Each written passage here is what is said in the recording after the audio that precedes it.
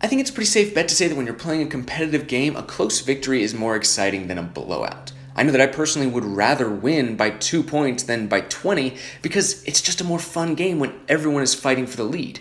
That tension is what really makes board games memorable for me, and I think that Root has an interesting relationship with this. Root doesn't have any comeback mechanics per se. There's nothing that directly benefits the player in last place, but that doesn't mean you should count them out. Most factions have a way to jump ahead in points, so what's really balancing the game is player interaction. If someone's in the lead, you're more likely to want to disrupt what they've got going on, so sometimes being in second or maybe even third place is actually a better position because you look like less of a threat. Of course, the other way that a player can jump from behind is through the dominance cards or by forming a coalition with a vagabond.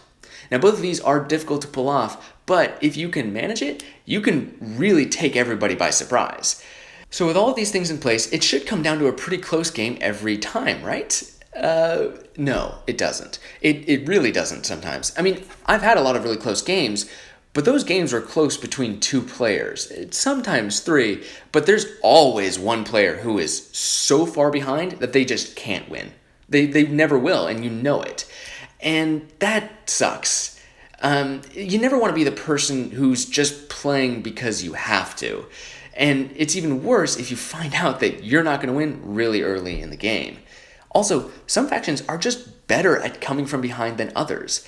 Like, the Vagabond and the Alliance are really good at scoring a bunch of surprise points in one turn, but the Marquis, they need a steady income in order to keep building, and you know if the Cats are winning or not. So if you get knocked down as the Cats early on, you're going to have a really tough time recovering.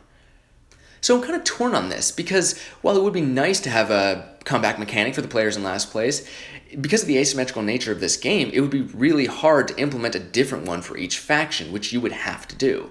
And on top of that, while comeback mechanics do make things closer, in strategy games, those mechanics can feel a little artificial. So what do you think?